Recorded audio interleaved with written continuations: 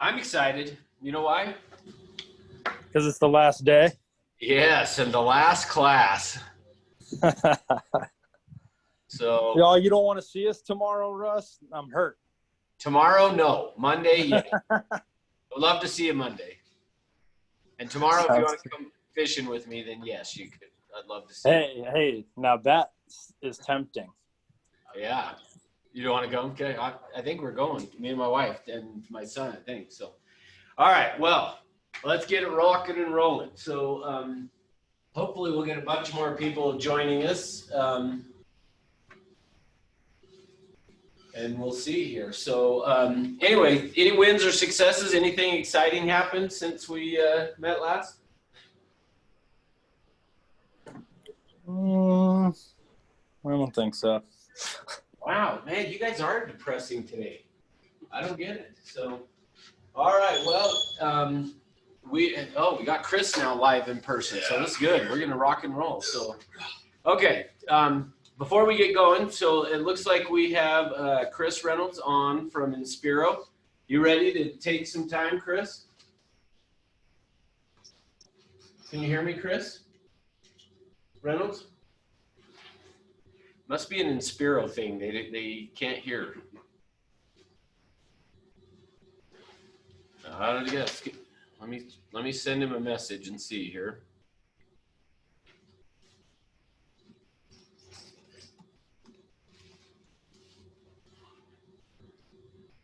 Oh, did he drop off now? Looks like he left. All right, well, we may or may not have Inspiro on then. Either way, I guess, fine with me. All right, well, any wins or successes that you guys want to talk about? Anything exciting happen? Oh, looks like Chris is coming back on. Yeah, morning, Jordan. So, hey, Jordan, why can't you unmute? Are you at another job or something?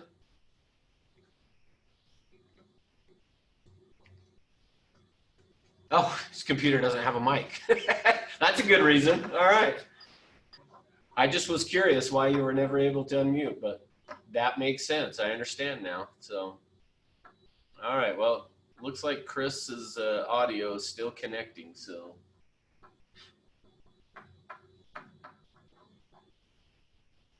can you hear me, Chris? Apparently not.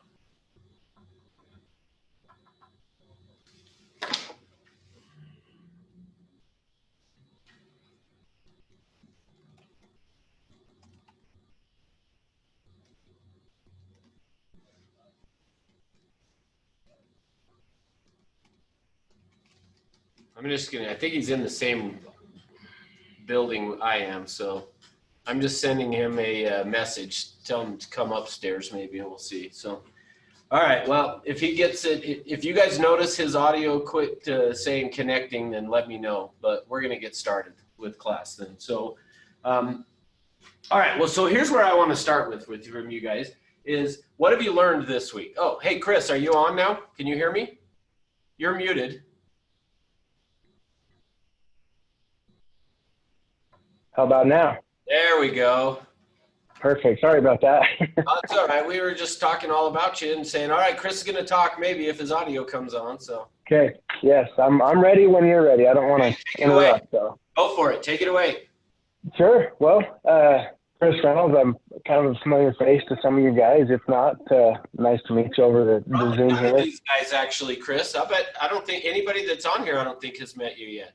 No? Okay. Well, I'm new to Inspiro, about a week and a half now. I've been in the lending business for approaching 10 years. So I'm excited to be here, happy to help. If you guys have any questions, anything I can do to assist, come down. I'm in the office quite a bit here. And does anybody have any questions? Did I miss anything, Russ, that I can answer for these guys? Does anybody have any questions? I don't think you missed anything, but any mortgage related questions that you guys have? I was going to say, that's the problem with you getting to go last in the week. They had all their questions earlier in the week, but. Right. Okay. Well, as you all know, rates are fantastically low. It's the lower the rate, the more buying power clients have. So that's a big plus.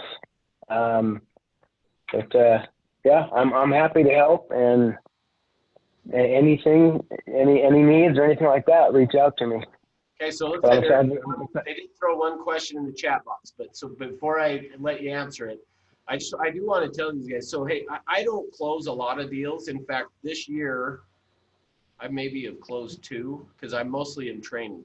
But the last deal that I closed, actually, Chris was the loan officer on it, and it was an internet lead that had come in. And so anyway, so just kind of so you guys know, I have worked with Chris, and I think if you go down and get to know him, you guys that are at least in Utah, he'll help you out on getting some deals taken care of. So, but here's the question they had for you, Chris.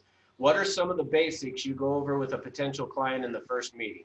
So give us kind of a synopsis, short and sweet, of just kind of what you cover in a first meeting. Sure. Sure. A quick answer is that varies depending on the client. So what I really try to do is establish their needs, their time frames, what their current situation is, and then just dig a little bit deeper into, where they're at and what it's going to take to see if they're ready, if they are ready. And so I just kind of learn more about them and ask them, but that's the main thing is, there's different programs. What are you guys after?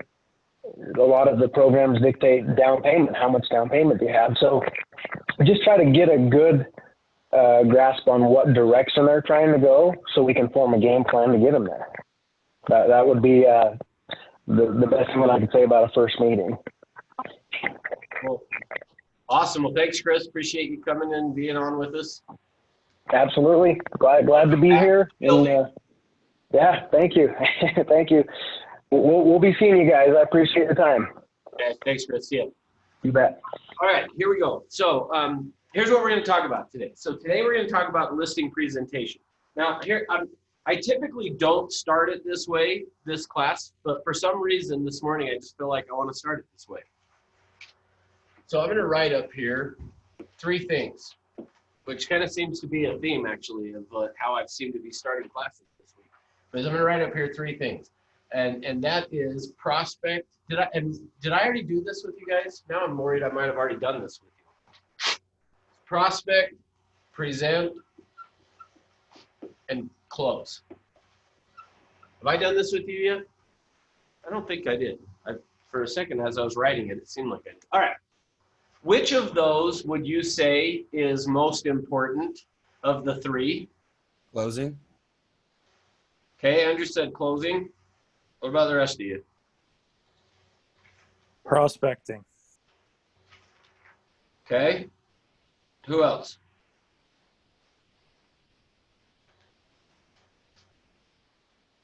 Everybody's got to have an opinion. So, okay. So, Well, you know what, Russ? What was the second one again?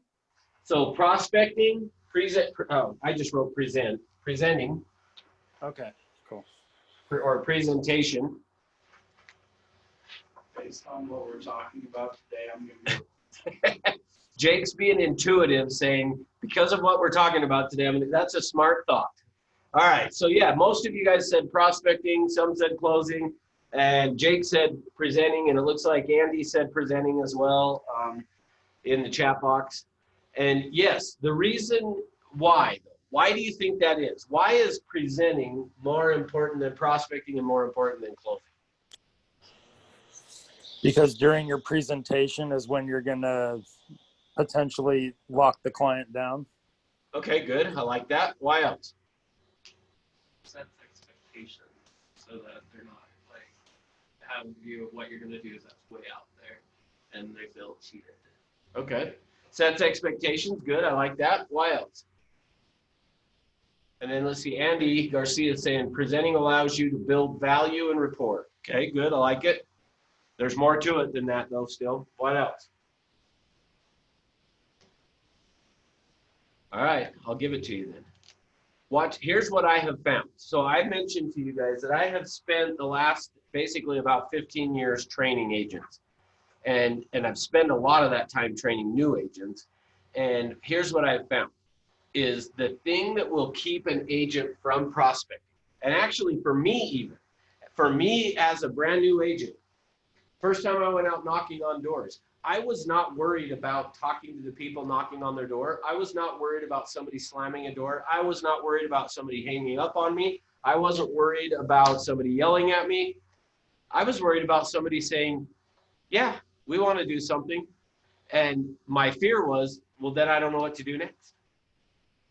So because of that is why I say that presenting is the most important thing for you, is because you will not prospect if you're worried about what you're going to do as a presentation. That is what I have found, is agents will put off prospecting while they're wanting to figure out how to go and do this kind of stuff.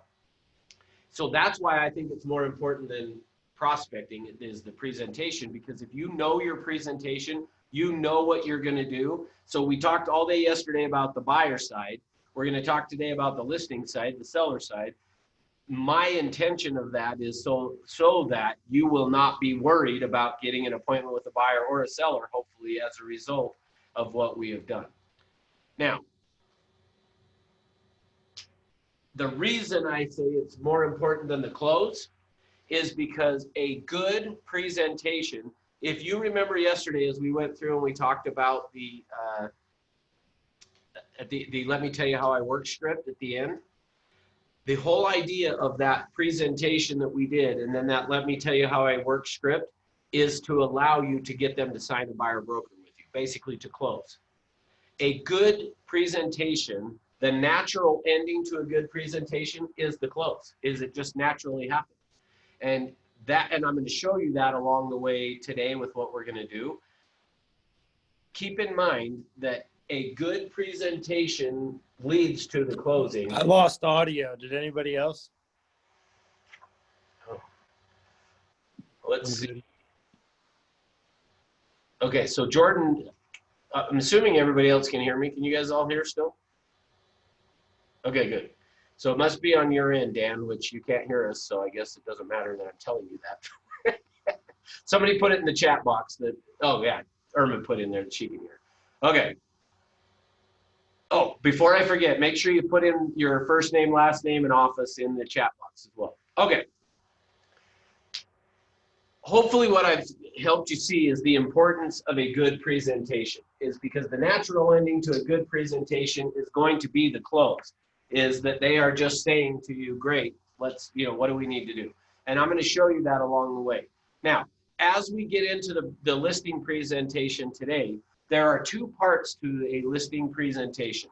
So let me get this turned here. So I'm going to start over here. There's two parts to a listing presentation. So think of it this way, is the first part of a listing, and really actually I say listing presentation, but this is any presentation. Any presentation you're going to do, there's two parts to it. The first is choose me. Then the second part is the price.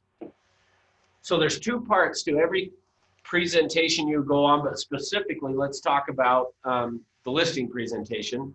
On a listing presentation, there's two pieces to it. The first thing that has to happen is they have to choose you.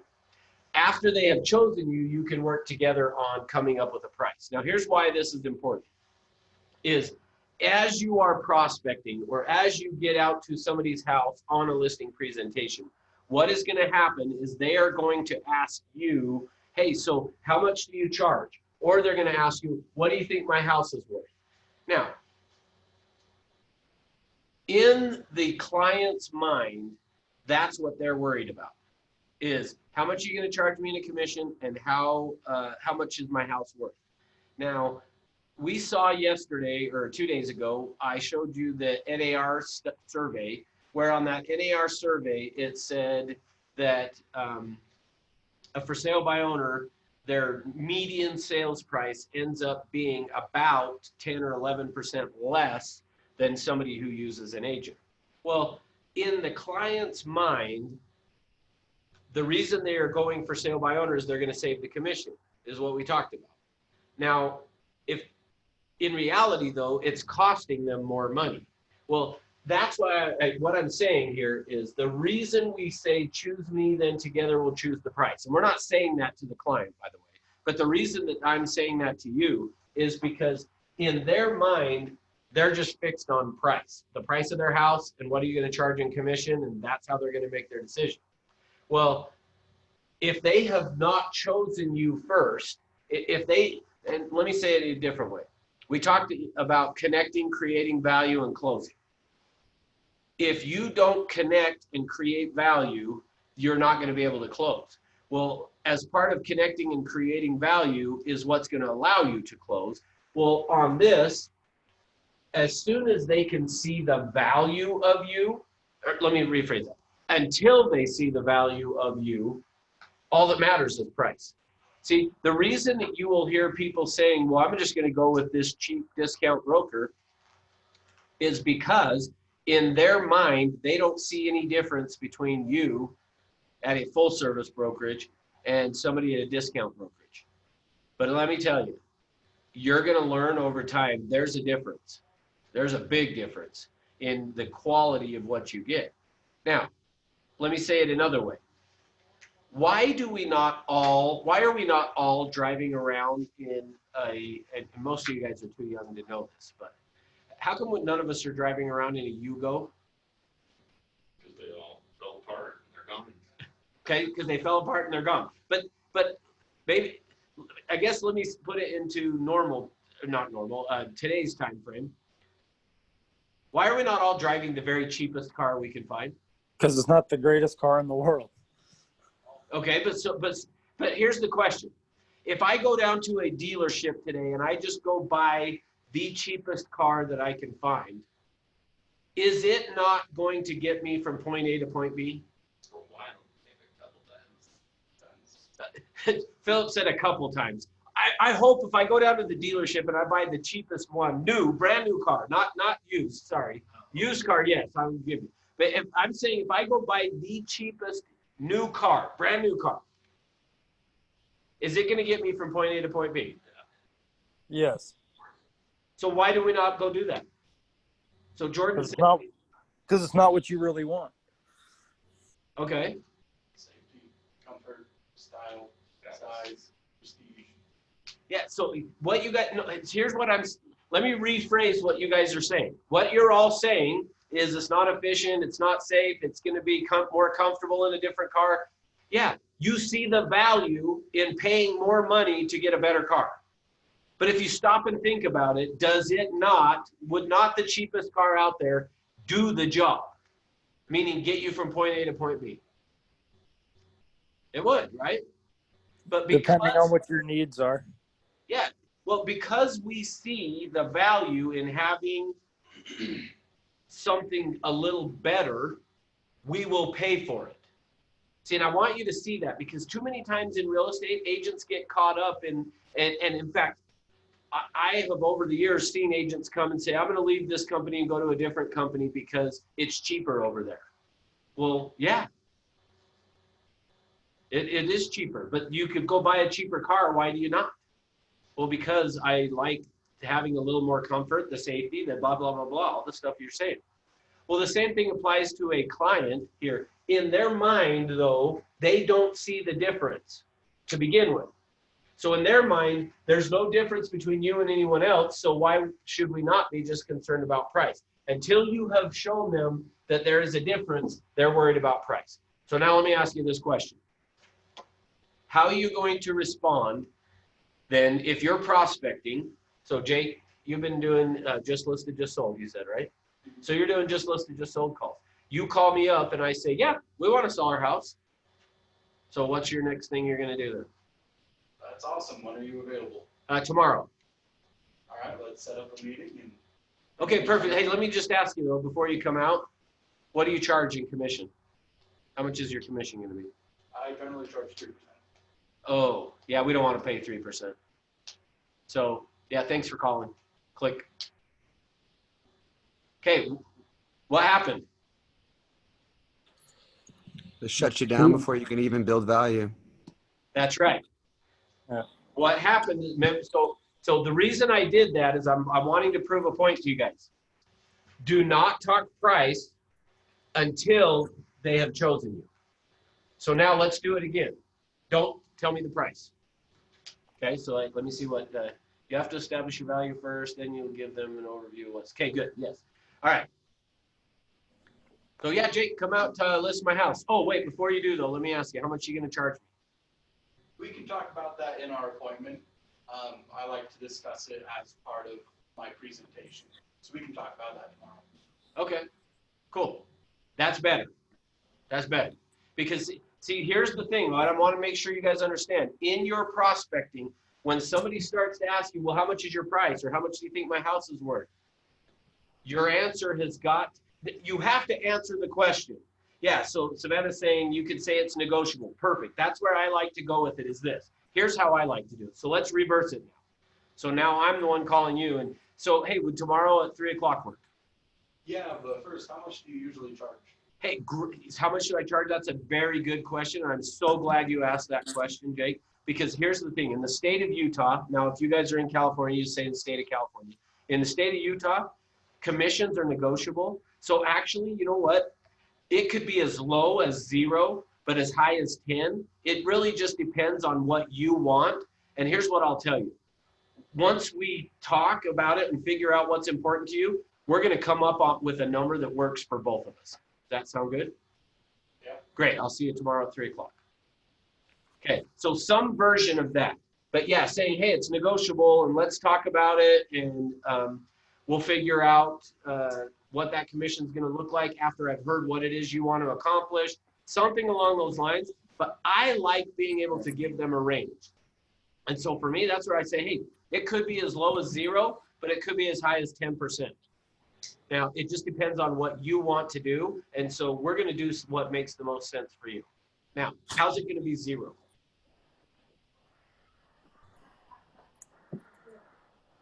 Family or friends, maybe?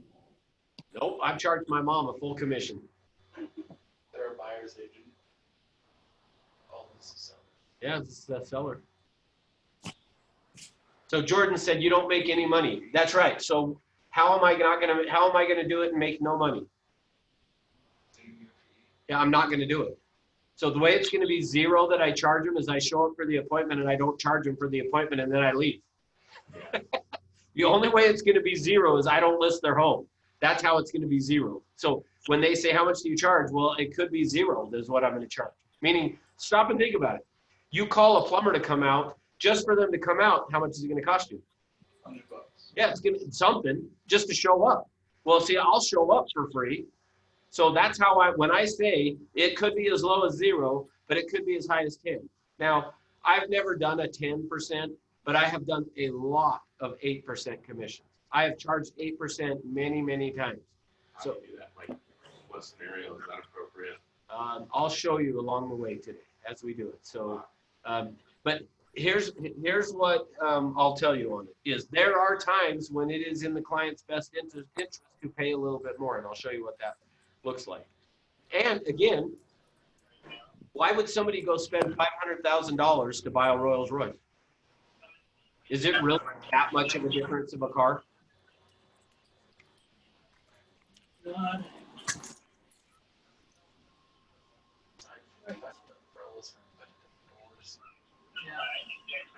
Yeah, I mean, essentially, like, but notice, but here's what I want you guys to notice. People spend money on a car all the time. Sorry, Dan, I got to mute you. You got background noise. People spend that kind of money on a car all the time. So to some extent, we look at it and go, nobody would pay 8%. Well, if you ask me, I would look at it and go, nobody's going to spend $500,000 on a car, but they do. So just realize that you can collect a higher commission. Don't get caught up in we got to charge these low commission kind of thing. All right, let's get going here. So there's 6 things that have to happen in order for them to choose you. Okay, so that's where we're going to go next. Is the first thing that has to happen, which we've talked about some of these already, so these are not going to be surprising. But the first thing that's got to happen is you've got to have some rapport, or you could say / connection with them. Okay, there's got to be rapport built with them in order for someone to choose you. Now remember that I'm not going to talk price with them. The other thing that I like that Jake said about it, when you said we'll talk about it when I get out there, the other thing I would add that I was going to make sure to mention is say to them, that will be the first thing we talk about when I get out there. Is say something like that. Hey, we're going to talk about that. In fact, if you want to, that could be one of the first things we talk about when I get out there.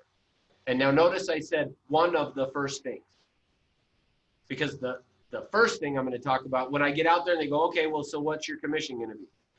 Hey, like I said, that'll be one of the first things. I just need to ask you some questions first so that I can know what you want to accomplish, and then I can help you with that. Okay?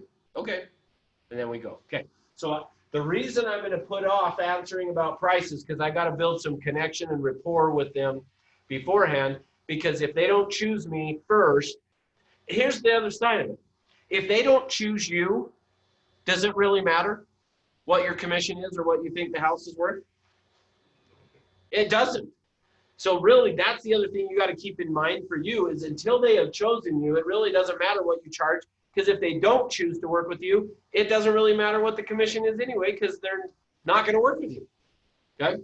So we got a connection and rapport. Number two thing that's gonna have to happen in order for them to choose us is, which we've talked about this one, is we've got to create value, which we've talked about this before, so that one's not a big surprise. I'm not going to spend a lot of time on it for this, but you've got to create some value. Like we just said, people will pay for things that they see value in. If they don't see value, they're not going to pay for it, okay? Next is they have to feel safe. Number three is safe.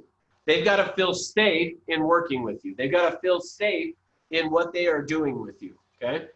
In order for them to want to choose you, they have got to feel safe. Now, as a result of that, or maybe what leads to them feeling safe, is number four, which is trust. They have to trust you. So sometimes what will happen is because they trust you, now they feel safe. So they've got to trust you and they've got to feel safe in order for them to be willing to choose you. All right, next, number five. So I told you there was 6 things. Number 5 that we're going to talk about is you have to separate yourself. Oops. You have to separate yourself from the competition. So because again, in their mind, there's no difference between you and any other agent that's out there. And so until you have separated yourself, they don't see it being any different than anyone else. So they might as well go with the cheapest. And again, that's the same thing. If you could not tell the difference between a Rolls-Royce or a Bentley or something like that and a Hyundai, no offense if you guys are driving Hyundais, but if you couldn't see the difference between a Hyundai and a Rolls-Royce, are you going to pay for the Rolls-Royce? No, because you can't. There's no difference in your mind. See, that's what you've got to see on this, is until they can see the difference, they're not going to choose to work with you. And then number 6 that has to happen is then we've got to close. Okay? Now, so we're going to go through and talk about the listing presentation now. We're going to jump into this. As part of getting into this, keep in mind what we are doing through this process is creating those 6 things. That's the idea of it, is the whole purpose of our listing presentation is to create these 6 things to take place so that they will choose me. And as a result of them choosing me, now we can get into the price and talk about commissions and all those kinds of things. But until they have chosen me, I'm not doing that. So no matter what, I know I'm saying this probably 3 or 4 times now, no matter what, do not talk about the price, what you think on the price of their home or the commission, until you have had the ability to have them choose you and create these things. Because if you do prior to that, they'll shut you off. And that you run the risk that they go, yeah, well, we're going to go with somebody else. Appreciate your time. See ya. Okay. All right. Now let's start to get into this. So the first thing that's going to happen. So number 1 for our listing presentation, the first thing that has to happen is this term, which is called TAP, which is an acronym, TAP. What does TAP stand for? Anybody know? This is where I gauge how much you have learned from other classes and things. So Thank, appreciate. you're very close. So the first is to thank. Oops. We want to thank them. We want to acknowledge. And then the P is promise. So we're going to thank, acknowledge, and promise. Now, here's the thing. Essentially, every presentation that you do, regardless of what it is, should be, yeah, Andy typed it in there, thank, acknowledge, promise. Sorry, I didn't see it quick enough. But it should start with that, is a thanking, an acknowledging, and a promising. Now, in terms of on a seller, since that's what we're talking specifically about right now, when I go to meet with a seller, I want to be, as soon as I get there, I'm going to say, hey, thank you for taking the time to meet with me. So you're just going to start it with, hey, thanks for being willing to meet with me. The acknowledge is going to be ideally something about the house. Ideally, I want to acknowledge, like, as I'm walking up, try to notice something as you're walking up to the door or whatever, so that as you get up there and you knock on the door and they open the door, you can say, hey, I'm Russ, and blah, blah, blah, whatever. And hey, thanks for letting me come over. Wow, I noticed when I pulled up how awesome the curb appeal is on your house. So I'm acknowledging, man, you've taken a lot of care in the yard or whatever. Those flowers that you put out there are just so beautiful. Some type of an acknowledgement. What if there's not anything, though? It's a dog. The house is a piece of junk. You got beautiful cobwebs. You got beautiful cobwebs, yeah. So- Great bones. Great what? The house has great bones. There you go, yeah. So if you have nothing else to acknowledge, then acknowledge them for taking the time. Hey, I know you're a busy person and I appreciate you being willing to take time to meet with me. So you can acknowledge their time. And then I want to give them some type of a promise. So the promise is going to be, hey, no matter what happens at the end of this meeting that we're going to have together, I promise you that I'm going to give you some really good information. Okay, so some type of a thank, acknowledge, and promise is the first thing we want to do. Next, then, I'm going to draw a line across here. And the reason for that is I want to look at the property. So I'm just going to put look at property. Okay. Oops. So I'm going to go look at the property. As I go look at the property, there's two sides of this, meaning sometimes people will say, should you go look at it by yourself or should you have someone else come with you to go look at the property? Well, for me, it kind of varies. Now, remember, here's why I say that. One of the first things that has to happen for them to choose you is rapport or connection. And so how I'm going to decide on if I'm going to have them show me through the property or I'm going to look at it by myself. If I want to look at it by myself, I am going to say to them, I want to discover your home through the eyes of a buyer. Meaning, when a buyer comes through, you're not going to be showing them through. And so I want to go look at it the way that they would be looking at it. So that's how you can go do it without them going through with you. If I feel like, now here's how I decide. So the way I decide if I'm going to have them take me through the property or if I'm going to do it by myself is going to be based on two things. Number one thing that's going to decide that is how quickly do I need to be done with this appointment? Meaning if I have another appointment that's, an hour afterwards or something, then I'm not going to have them show me through the property. If though I feel like if I've got time and I feel like I need that connection and rapport, like I didn't get it very well over the phone, then I'm going to have them show me through the property. So if I feel like I need the connection and rapport, I'll have them show me through. If I feel like I got it, I'm going to go through on my own because I'll be able to get through the appointment quicker. Okay. Now, so I'm going to go through and take a look at the property. Once I'm done looking at the property, then what's going to happen is we are next going to go sit down with them. So I'm going to put this as number 2 here. So number 1 was tap, thank you, acknowledge, promise. Then I'm going to go look at the property. After we've looked at the property, either with them or without them, either way, then the next thing I'm going to do is I like to call this the game plan. Oops, I am horrible spelling today. I tried to spell game, G-A-M-P.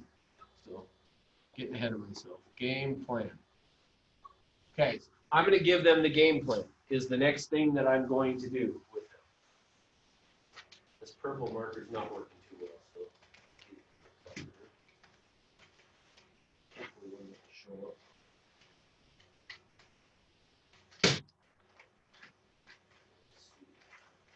Okay, so the game plan. In terms of the game plan is this. Now, let me explain it. Is sometimes we will say it as a map. So we're going to give them a road map or something. But think of it this way. If we were all in class together in person here, which we've got 3 people here, but if we were all in person together here, then what would happen if I just all of a sudden in the middle of class said, oh, good, the bus is here. Hey guys, the bus is here. Let's all head down and go jump on the bus. What's the first question you guys are going to ask me? Where are we going? Yeah, notice that. As a people, we like to know where we're going. So the idea of this game plan is to tell them or give them an overview of what's going to take place. Because do you think, are they nervous when you're coming out to talk to them?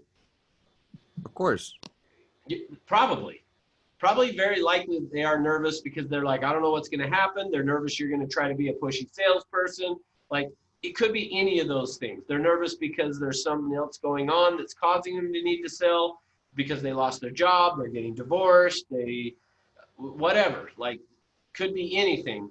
And as a result of that, they're probably a little nervous, uptight about it. So part of what we want to do to help ease that is through this game plan. The idea of the game plan is to give them an overview, tell them where we're going. Meaning if I said, oh, good, the bus is here, we're going to go take a look at a property, and I'm going to show you guys how to do a property inspection, which we're not going to do. But like, if I did that, you'd be like, oh, okay, well, when are we going to be back then? Is the next thing you'd want to know. First thing you'd want to know is where are we going? Second thing you'd want to know is when are we going to be back? So that's the idea of this game plan, is where are we going, what's going to happen, and that kind of a thing. Okay, so here's what that's going to look like. So the game plan is, the first thing that we're going to do under the game plan is we want to, and I'll give you the language that you're going to use on this in just a second, but it's about needs, wants, and expectations, okay? So needs, wants, and expectations. So the first thing that we're going to do, and this is how you may even want to word it to them, is that you would say, Chris, the first thing we're going to do is we're going to talk about your needs, your wants, and ultimately what you would expect from me as an agent. And then I'll share with you that what I would expect from you as a seller. So now remember, I'm just giving him an overview. I'm just telling him what's going to happen. Then number 2, or letter B here, after we've done that, is we're going to then talk about, and I'm going to write it up here to you, for you guys, I'm going to call it marketing. But we're really not going to talk about marketing, but I'm going to say it to them as what I do to get a home sold. Okay? So, and I'll show you what it looks like. So now again, I'm going to start at the top. So Chris, thanks for having me out. Man, when I drove up and saw the curb appeal of your home, I was really excited because I'm like, this house looks really good. You put a lot of time and effort into making this home nice. And so I just wanted to let you know how excited I am for that. And I promise you that at the end of our meeting, whether we end up working together or not, I'm going to give you some really good information, okay? Sounds great. Great. Let me take a look at the house, and then I'll be right back, and then we'll talk about what we're going to go through. So I go look at the house. I come back. All right, Chris. So the first thing that I want to do is just give you an overview of what we're going to talk about. The first thing I want to go through is talk about what needs, wants, and ultimately expectations you would have of me. And then from there, I want to share with you, hey, what the expectations I would have from you as a seller. After we've done that, then I'm going to share with you, what do I do to get a home sold? So I'm writing it down for you guys as marketing, but I'm saying it, what do I do to get a home sold? Because we're probably not going to really talk about marketing. Is the reason I'm saying to you guys, I'm writing it down as marketing, but that's not what we're going to talk about. But we're going to talk about what I do to get a home sold, and that'll make more sense in a minute. Then letter C, or number 3, is we're going to talk about the market. So we're going to talk about the real estate market. Now, contained underneath that, the market, we're going to talk about the macro, the big picture, the pricing, and CMA. Now, I'm not going to tell them that. I'm just writing this down for you guys. I'm going to say it to them as, after we've talked about what I do to get a home sold, we're going to go through and talk about the real estate market and how what's going on in the market is going to affect the price of your home. And then after that, letter D is close. Okay, so when I said we're going to give them a game plan, go ahead. You can't read my writing. It's okay. It's kind of small. I know. The green. Yeah. So, yeah, the green is the first thing is macro. And that is. What I'm gonna you explain. referring to? Yeah, I'll explain it. So the macro is the big picture of the real estate market. Pricing is second in the green here. The pricing of how we're going to price their home. And then last is CMA, the price of their house. All right. And then D, or number 4, is close. Now, so now let me go through it again for you guys, show you what this looks like. Now, keep in mind, I'm not actually doing this stuff right now. I'm just giving them an overview of what we're going to do. So, Chris, your house looks great. Loved exploring it. Man, love how you've got it decorated. Everything looks really good. Let me give you an overview of what we're going to talk about. The first thing we're going to talk about today is we're going to just go through and talk about your needs, your wants, and ultimately what your expectations would be of me. Then I'm going to share with you what my expectations for you would be as a seller. And then after we've gone through and done that, we're going to talk about what do I do to get a home sold? What makes me different? That's one of the other things you want to say on that. We're going to talk about what makes me different. Now remember, because that's one of our 6 things over here, is we got to separate ourselves. We're going to talk about what makes me different than every other agent out there. After we've gone through that, then we're going to talk about the market. We're going to talk about what's going on in the real estate market and how that's going to affect the pricing on your home and ultimately how much money you're going to be able to get by selling your home. After we've done that, if you are comfortable and confident in everything that we've talked about, then I'm going to ask you to sign some paperwork, okay? And when you say, okay, what do you think they're going to say? Okay. Yeah, essentially they're going to say, okay. So now let me show you what I've just done. Hopefully I've already started to build the rapport and the connection here with them, like I said, as I've walked through the house. But if not, during needs, wants, and expectations is when I'm going to do that. Along the way with that, as I build that connection, then in this next piece here, this marketing piece, is where hopefully I'm going to allow them to feel safe, to trust me, and create value, and separate myself. Now remember that I said we aren't going to talk about the price until we've done all this stuff. And then the last thing is we're going to close. Well, notice as part of this, I've already started the close. Remember I said to you, the natural ending to a good presentation is a close? Well, that's how I'm setting it up for that to happen. We're going to talk about your needs, wants, and expectations. We'll then talk about what I do to get a home sold. What makes me different than every other agent out there? And I like to say it that way. What makes me different than every other agent? Then we're going to talk about the market, the real estate market, how that's going to affect your price and ultimately what we're going to sell your home for. And then if you're comfortable and confident in everything I've talked about, I'm going to ask you to just sign some paperwork so that we can get your home sold. Okay? And they're going to say, okay. Which is now they're not going to be surprised when I ask them to sign some paperwork because I've already said, if you're comfortable and confident, then I'm going to ask you to sign paperwork. Okay? Okay. Now, next then. Number 3. I got to look on the screen here. Oh, yeah, I can go down more. Okay. Number 3 is going to be, now I'm going to list it up here as questions. Is the way I'm going to write it down. But in parentheses, I'm going to put, I'll do it in the blue just because, needs, wants, expectations. All right. Now, this is the part where sometimes people get a little lost. So make sure you're paying attention. Make sure if you have questions, stop me so that I can talk about it. Oh, I didn't. Yeah, Chris, I was all worried about making sure they could see it, and I wrote it to where you guys can't see it. Sorry. All right. So make sure on this that I don't lose you. Up here under this game plan is where I was telling them what we were going to do. We're going to talk about this, then we're going to talk about this, then we're going to do this, then we're going to do this. Number 3 is we're actually now going to do this piece, the needs, wants, and expectations. So remember I said, to begin with, we're going to talk about your needs, your wants, and ultimately your expectations. Well, I said that here. Now is where we're actually going to do it. So you can sign the paperwork and then you start digging into the details? No.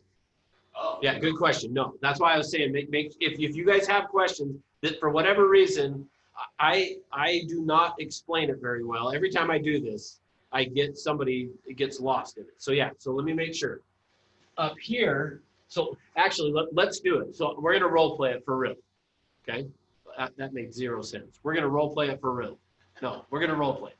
All right, Chris, thanks for having me over. Wow, when I pulled up, your home looks really nice. And man, your home is going to look really good when we put it on the market. Now, let me promise you that I'm going to give you some really good information, whether or not we end up working together, because I know you were a little concerned about that. I promise you that I'm going to give you some good information either way. Before we do that, though, I would like to just take a look at your home. So let me just walk through and take a look at the home, and then when I come back, we'll start to talk about what I do, those type of things. So I go through the house, come back.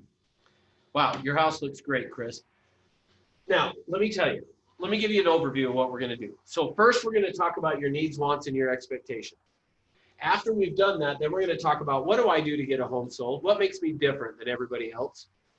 After that, we'll go through and talk about the real estate market, what's going on in the market. How is that going to affect the price of your home and ultimately how much we're going to be able to sell your home for? After that, if you're comfortable and confident in everything, then I'm going to ask you to sign the paperwork, okay? Great. So let's now talk about your needs, wants, and expectations. So I haven't asked you to sign the contract. I just told you I was going to. Okay, that was a verbal thing. All this up here is verbal. Now I'm going to say, let's talk about your needs, wants, and your expectations. So tell me, ultimately, share with me, what are you wanting to accomplish? And then blah, blah, blah, he'll start to tell me. Now, so let me make a connection for you guys that you may or may not have made yet. This questions piece, we spent the entire yesterday, here's, I'll test you guys. We spent the entire day yesterday talking about what? That's the answer I wanted to hear. Good job. Phil said. Crystallization. Okay, good. I was going to say the rest of you guys failed. Take the class again because you missed it. Okay, yeah, the whole thing yesterday was about crystallization, causing crystallization. Guess what we're going to try to do with this? Crystallization.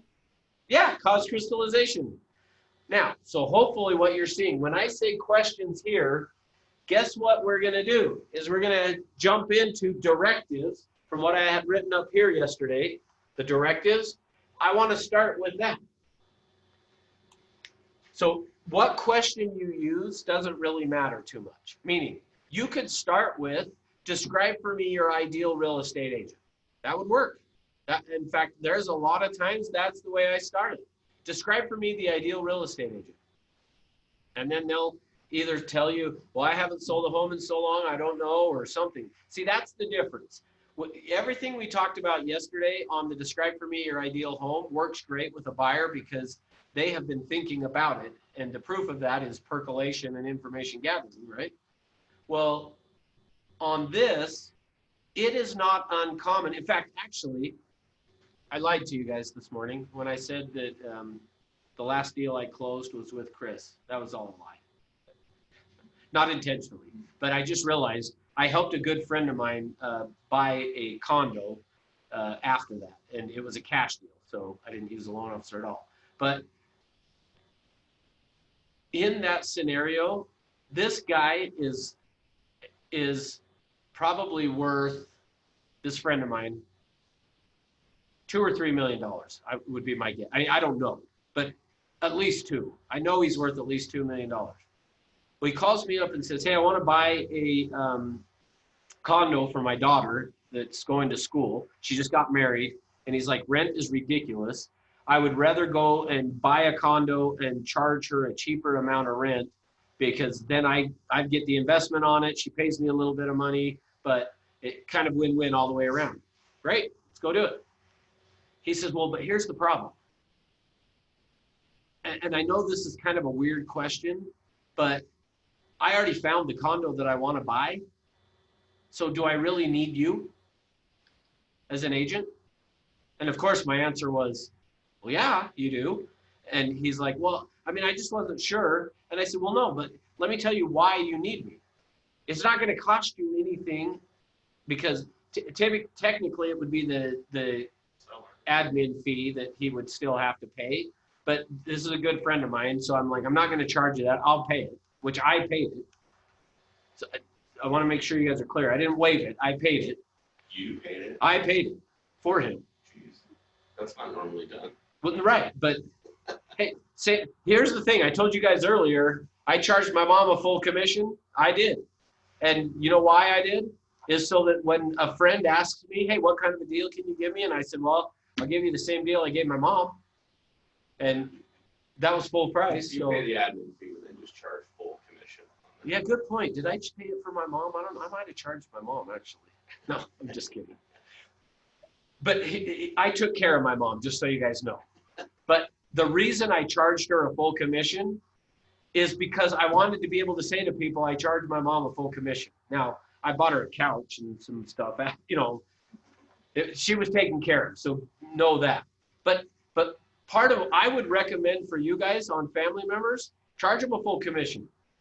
If you want to refund some of it back later on as a birthday present, something like that to them, go for it. But at least that way, when somebody's asking you, hey, what kind of deal can you give me? Well, I mean, here's what I charged my mom. And I always blame it on the company.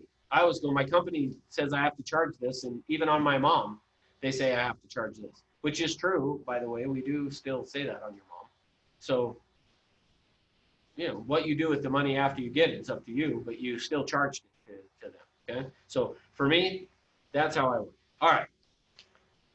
What was my point of all that? I don't even know. The value in getting a real estate agent. Oh, yeah. So describe for me your ideal agent. And I said, here was my point. This guy's very successful. He didn't know how the process worked. He didn't understand. So what I'm saying to you is, if I had gone to list his house and I had said to him, describe for me the ideal realtor, he would have said, well, it's been 20 years since I bought a house, so I don't really know what I don't know what the ideal realtor looks like.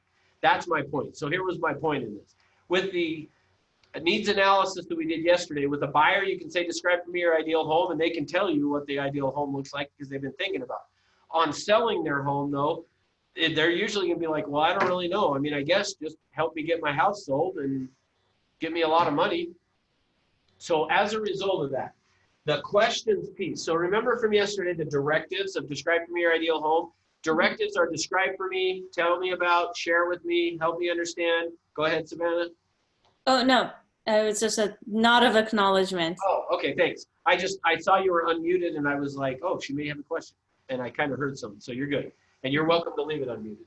But so the directives is gonna start with that. So keep in mind, what I wanna do is I wanna ask a bunch of questions. Now, hopefully all of you guys have a script book. Does everyone have, not necessarily with you right now, but you have one?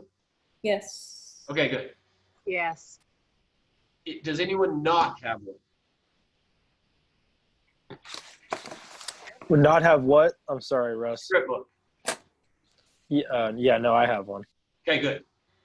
On your script book, and you're gonna have to, depending on if you have the old one or the new one, and you're gonna have to forgive me because on the new one I don't know the page number, but on the old one it is page, you got the old one right there, Philip, right? Go to page 80, I believe it is. Let me make sure.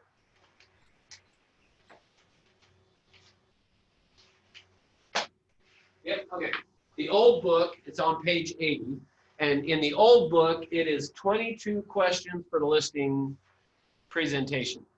Now, but if you look at it, there's only 21 questions. So I don't know why we titled it 22 questions for the listing presentation. and we put only 21. And since we're century 21, we should only have 21. So in the new book, it's 21 questions for the listing presentation. And I don't remember the page number on the new book. You'll have to just look and see on there, but it's going to be towards the back of it. What page? Go number- ahead. What page number did you say? On the old one, it's page 80, right? 80 and 81? Yeah. So I have page Oh, 30. 79 and 80. Sorry, go ahead, Savannah. I have it on page 38. Okay, good. So in the new book, it's on page 38. So so for the questions to use, just go through you don't have to use all of those. Just go through them and see which ones you like. Now, I'm going to share with you some of the ones that I use, and I don't have the book in front of me, so I don't know if these are on there or not, and either way, it doesn't matter. Decide what you like, what you want to use. I'm going to just give you some of the ones that I always ask. So here's the ones that I always ask is, share with me. So remember, share with me is a directive. Share with me what you are trying to accomplish. And then, now remember, we're going to use that same process we talked about all day yesterday. They're going to share with me, and then I'm going to go, that's great. What else? Awesome. Tell me more. Like, I'm just going to get them to keep sharing with me, because the idea is we want to create the crystallization.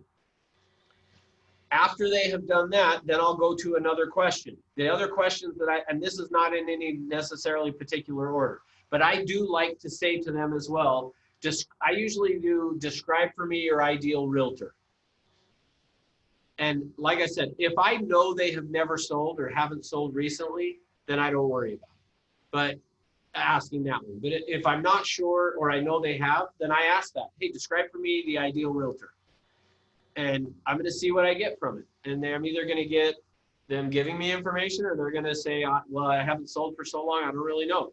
But here's the thing you're typically going to get. Describe for me the ideal realtor.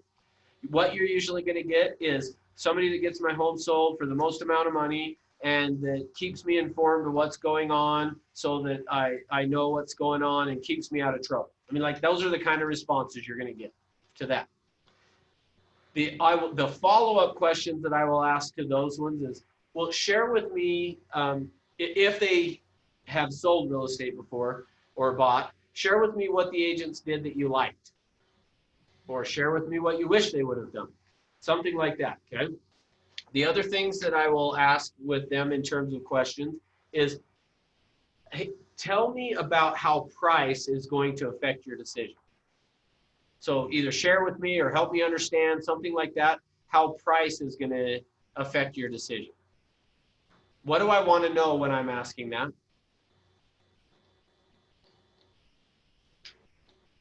Are they willing to change, or are they going to have unrealistic expectations? Yeah, good. What I'm wanting to know is there this is the price, or this is the minimum, or like, I keep it neutral because I want to see where they go with it.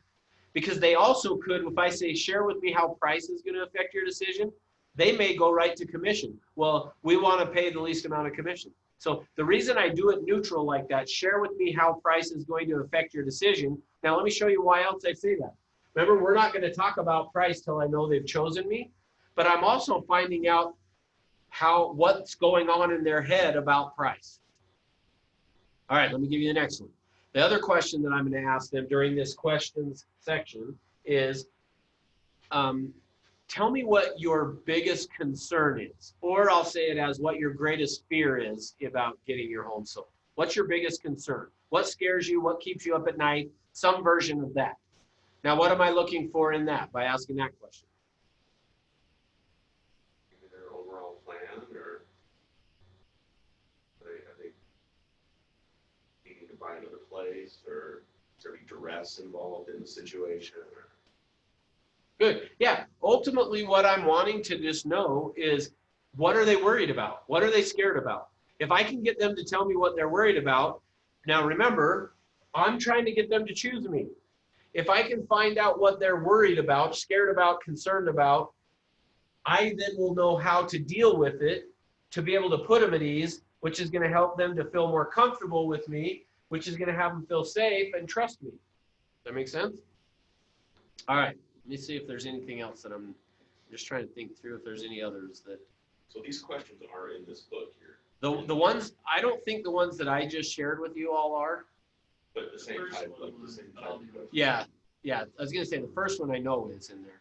Okay. But there's other versions of it. And so just kind of, the main thing here's just know what you want to find out is as much detail as you can. What they're worried about, what they're expecting, ultimately what their needs are, what they want, and but really what they're going to expect. You know, share with me ultimately what you're going to expect of the real estate agent you choose. Okay. All right. Any questions on the question? That piece. Okay. Next then, number 4 is going to be, now remember, number 4 is going to be the, I'm going to call it plan of action.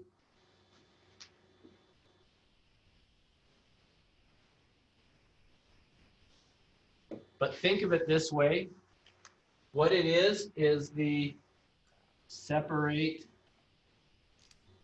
yourself. This is where I'm going to separate myself. Now, let me pause for a minute. I told you guys yesterday, we talked about the modifiers, and I used the joke with you guys of don't skip the foreplay. Yes. Okay, so The women all remember that. yeah, sorry. I don't think I've, no, never mind. All right, same thing applies here. The questions piece is don't rush through that too quickly. Slow down and take your time on the questions part of it, meaning ask them a lot of questions and do a lot of follow-up questions. And what would it, like, well, so I'm going to back up to it for a minute for plan of action. Another question that I would ask them, and I don't know if it's in the book or not, can't remember, but is I would ask, hey, so how would you know that you were having a good experience? Or what would it have to look like? Another version of that would be, what would it have to look like at the end of this? And so I've never actually used this one before, but as it's coming to me right now that like I'm going to start using this. At the end of us working together, you're going to get a survey that asks you how I did as an agent. What would I need to do in order for you to rate me as, 5 stars or whatever? What would it have to look like? And then they're going to say, well, I mean, I guess just get my home sold. Okay, but tell me more. Like what? There's got to be more to it than that. Like what would, so meaning you're going to ask additional questions to figure out from them, what would you have to do for them to rate you as 5 star? What would you have to do for, here's another one. What would I have to do that at the end of this transaction, you would be willing to refer me to every person you ever meet?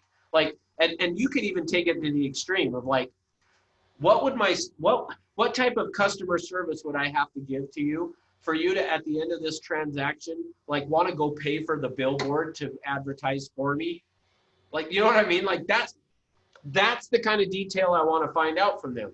Because if they'll tell me that, if you guys had to take a test, so if I had said to you guys, all right, guys, we're going to do a test on everything I've taught you this week from class, and you have the choice.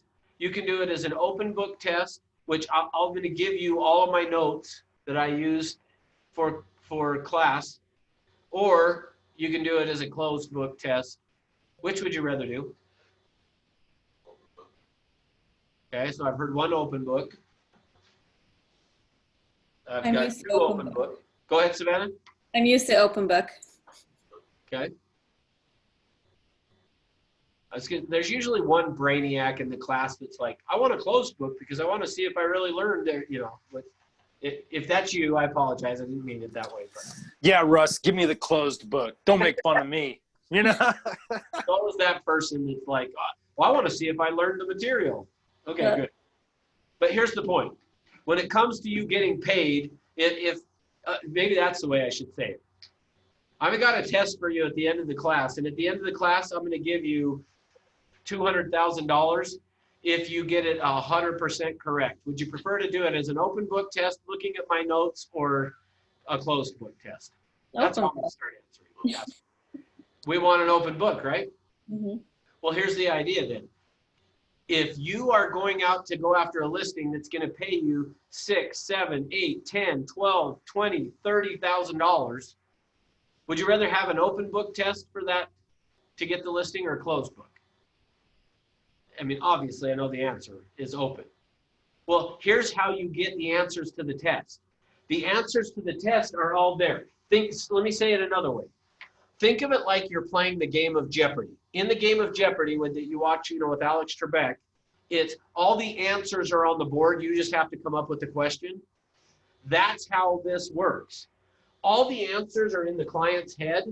You just have to if you will ask the right question of your client, they'll give you the answers to the test. That's what this question section is about. So the reason I'm backing up to it is I'm like, I want to make sure you guys get how important that question section is, because that question section is going to create all of this. But the biggest thing that it's going to allow you to do is to then be able to separate yourself. And once you separate yourself, you guys asked me earlier, Chris, you asked me, how are you going to get an 8% commission? I separate myself from the competition. I show them how using me is going to net them more money and a better experience for them. That's part of how I do it. I'll show you more later. But have I drilled this in enough of how important this question is? And hopefully the reason I teach this after yesterday is hopefully after yesterday, you saw that the way we tend to communicate is designed to block crystallization. Sorry, Jordan put something in here that I didn't read. Hang on. I feel like the questions would be a good part of the conversation presentation to build rapport and make them more comfortable working with you since you care about the deep. Yes, exactly right. That's exactly right. Okay, now that I've done that though, the next step then is this plan of action. And remember, show I just tied hopefully together of this is about separating yourself. Guess what I'm going to do now in plan of action? I am going to use all the information, the answers to the test that they gave me during the questions. I am now going to use those answers to the test to show them how I separate myself. So let me show you what I mean. So, Savannah, you are unmuted. Good. I was going to say you're good to unmute today, right? Yep. Okay. So let's do a role play with me here. So I say to you, so share with me what would have to happen. What type of service, what would the experience have to be like for you at the end of me helping you sell your home in order for you to be willing to rate me as a 5-star agent? I mean, selling my home would accomplish a lot of it. Okay, cool. So the sounds like the main thing then is getting the home sold, which is awesome, and I can appreciate that. But what kinds of things would you expect from me along the way? I mean, good communication is really important to me. My last agent wasn't really giving me the communication I was expecting. So yeah, if I could have that connection, constant contact, it would be really helpful. Okay, so constant contact, perfect. So now remember, this is during the question section I'm doing this. So constant contact, okay, good. So how often would you want that contact? Now pause real quick before you answer. Notice what I'm doing. By me, she's told me now communication is going to be important. So now, rather than me just guess at what that means, I'm going to say, so how often do you want me to stay in contact with you? I guess maybe at least once a week would be great to see how we're doing. Okay, perfect. So at least once a week. So that'll be great. When would be so one of two things. If I'm a new agent, have no clients, I'm probably going to say, when would be the time you would ideally want me to call you? That's any time around the day. I mean, afternoons are good. And lunchtime is good. Perfect. So, and what kind of information would you want me to give you?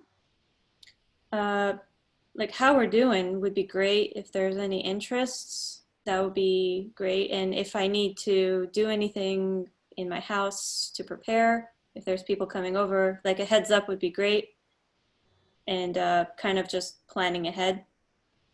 Perfect. So planning. Okay, great. So now notice, all I'm doing is she's giving me all the answers to the test so that I can then turn around and say, during this plan of action, now that she's given me all that, now, so here's the thing. I would continue to ask more questions, more questions, more questions, more questions. After I've done all that and I've found out. Now, here's what I will tell you.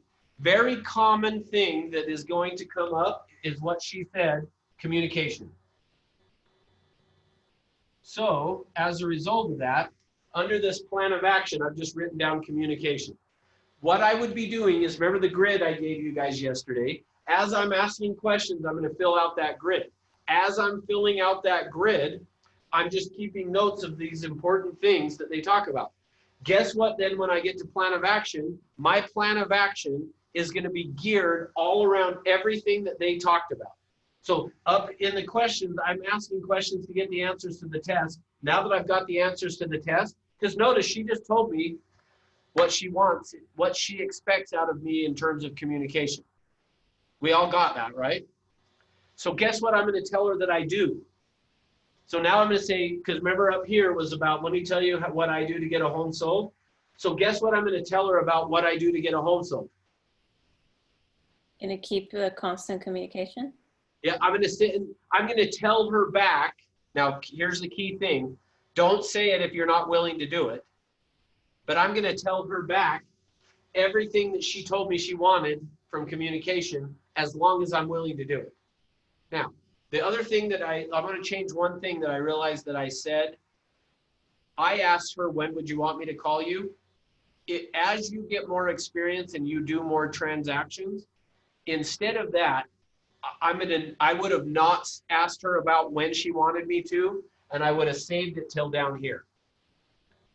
And then when I got to here, I would have, so after we've asked all the questions, which, how do you know that you're done asking the questions? How do you know they're done giving you the answers?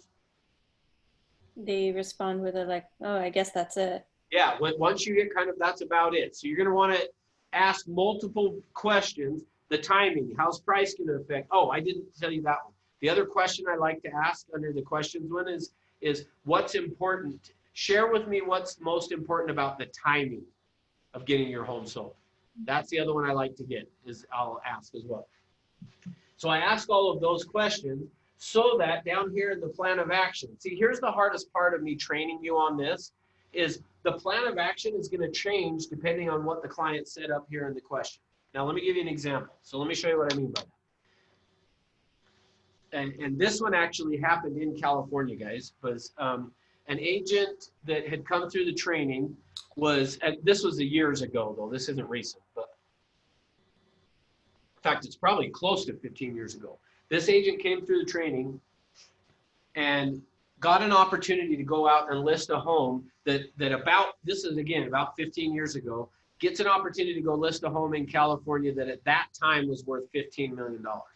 So 15 years ago, worth 15 million. I mean, I don't know what that's worth today. They're probably 30 or 40 million, okay? But that's kind of the property. Learns this process, goes out on, so I'm gonna give you two different examples of this. One more recent. Goes out on this listing. Now, tons of agents were aware that this property was coming on the market. And this was a very wealthy family. The husband had died. The wife is now getting older and is just like, I don't need this big of a house anymore. She's going to interview agents to list the home. And most agents, the way, just so you guys know, the way most agents' listing presentation works like this. Chris, I am the greatest.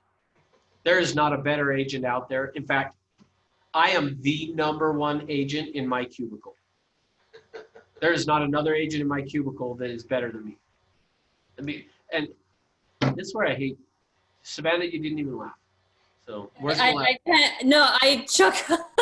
I'm just kidding. It was like a nose chuckle, but it okay. Seems very. I can see some stuff coming out of your nose there. So, all right.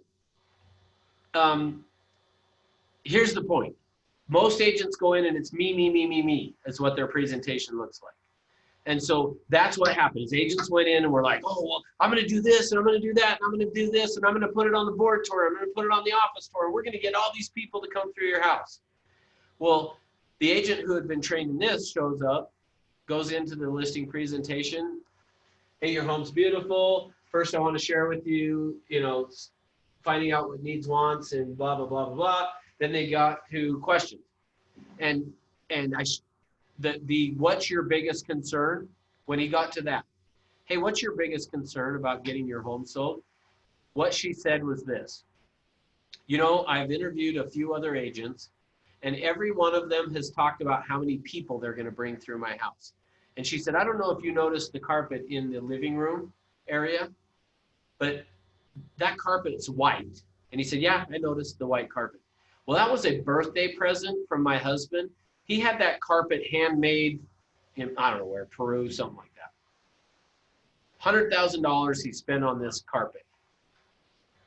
And all I can picture is people walking through this, destroying my present, that white carpet.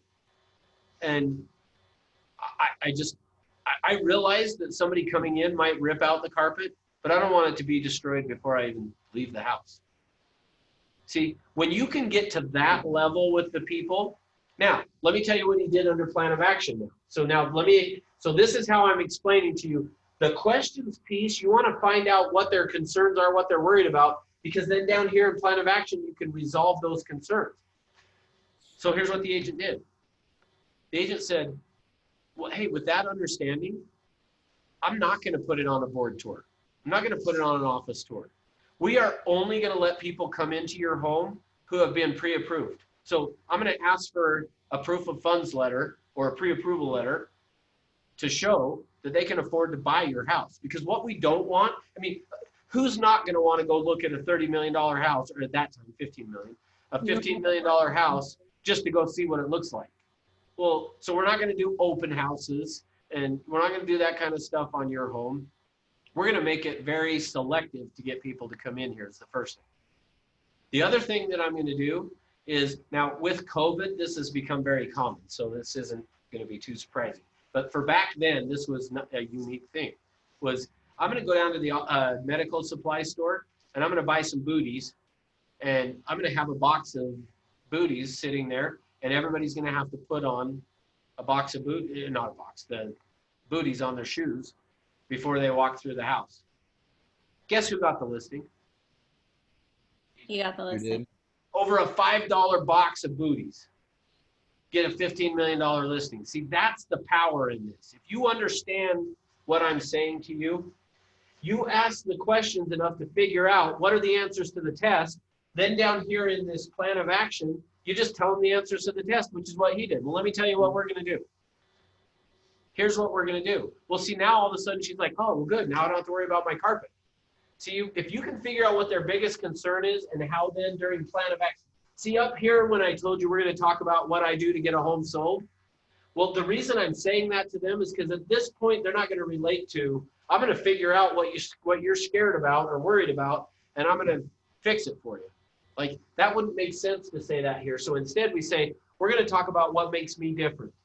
What do I do that's different? See, in that scenario, what I would say is, here's what most agents do. So think of it this way. Down here, this plan of action is where you're going to separate yourself. What you're going to talk about depends on what comes up in the question. But here's how I'm going to do it. So I'm going to use Savannah's one that she had right here, which is the communication. So back to our role play, I'm going to say, so Savannah, hey, I got a great idea of what you would expect from me in getting your home sold. Let me now share with you what I do that is different than most agents. Because you already brought up that in terms of communication, your last agent wasn't very communicative. And I just want you to know that that is not the way that I work. See, I just am going to, everything I talk about down here is going to be, here's how most agents are, but not me. Most agents do this, but I don't. Most agents this, here's how I do it. Here's what makes me different. So I'd be saying, so Samantha, you had said it, last agent wasn't very communicative. Hey, let me tell you, that is not the way that I work. In fact, one of the most important things to me is making sure that we stay in touch and that I keep you informed. So let me tell you what that's going to look like. not only am I going to call, now here's how I would handle it. If I'm an experienced agent and as I have more listings, I'm going to say, let me tell you how this works. I call every one of my clients on Friday between 1 and 2 o'clock. What is going to be the best phone number for me to call you on next Friday between 1 and 2 o'clock? Oh, it's 555-5555. I'm kind of, yeah, that's a pretty good time. Yeah, I fell for that one once before. That phone number's not going to work.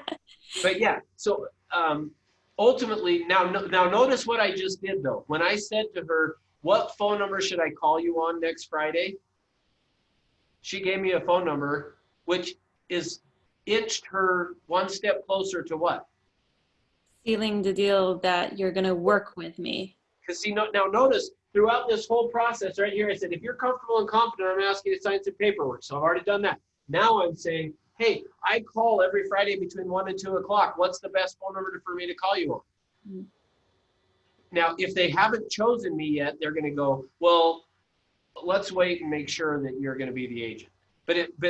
So part of I'm checking in to see if they have chosen me along the way. And part of that is by saying, hey, what number do you want me to call you on next Friday? Yeah, that question actually kind of naturally inclined me to give you that information and kind of seeded in my head that, oh, yes, I am working with this person. That's right. Yeah, thank you. That is exactly right. That's what we're doing. Okay, now, so from there, I'm going to say, now, in addition to that, though, Savannah, not only am I going to call you every Friday between 1 and 2 o'clock, you're going to get an email report from me of the number of people who have seen the home online. Now, that report is going to be very important for us to be taking a look at. And the reason for that is because we want to see if we start to get a drop off in the people viewing the property, then what that means is the property is getting stale on the market. And we got to make some adjustments to either the price or the condition if that happens.